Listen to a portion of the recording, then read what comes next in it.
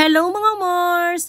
For today's video ay ipapakita ko sa inyo yung mga ganap namin ni Mr. kahapon araw ng Lunes. Nag-aaya si Mr. na kami daw ay aalis at pupunta kami sa Ungpin sa bilihan ng ginto. Dahil nga ang sabi niya ay bibilhan niya raw ako ng regalo para sa Mother's Day. Wow! Sana all! At pagkatapos nga namin magawa lahat ni Mr. yung aming tanggap na pa-order sa araw ng Lunes ay nagpahinga muna ako at nakatulog. Pagkatapos si Mr. pala ay nag-withdraw ng pera para pambili o pambayad sa gintong bibilhin niya. Pero ang nangyari mga Mars, wala akong nabiling ginto at hindi ako nabilhan ni Mr. ng ginto. Syempre ang tanong, bakit? At ang sagot mga Mars, dahil ayaw ko.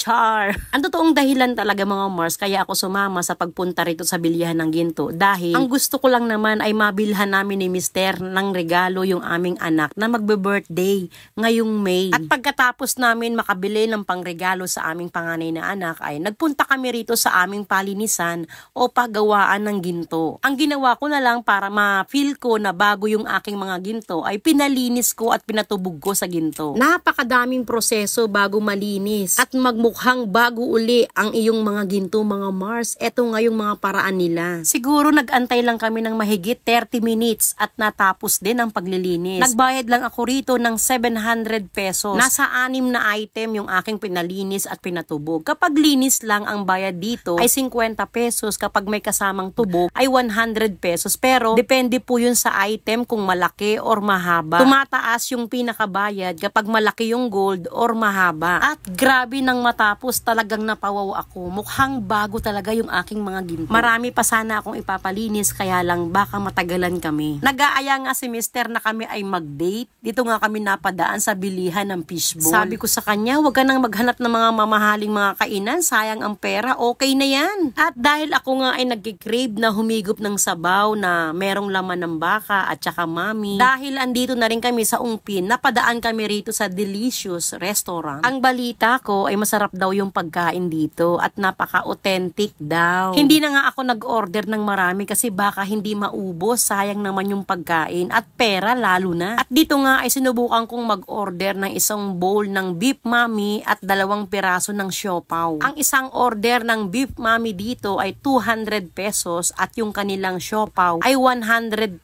pesos ang isa. Sabi ko nga, kapag masarap, syempre magti-take out kami. At bilang isang manininda at tagaluto ng pagkain mga Mars, syempre, dun tayo sa honest review. At dito nga ay nagsasandok na si Mr. Ang pinakagusto ko talaga kapag ganitong may sabaw ay yung napapaso ako sa init na napakasarap higupin. At dito nga ay sakto lang naman yung lasa ng kanilang beef mami, masarap. Pero hindi kagaya ng inaasahan ko na nakakapaso at mainit talaga. Tama lang yung init niya, hindi ka mapapaso at yung lasa naman ay masarap din, sakto lang sa presyo na 200 pesos. Yung expectation ko kasi ay napakasarap, 'di ba? Ang taas ni Mars.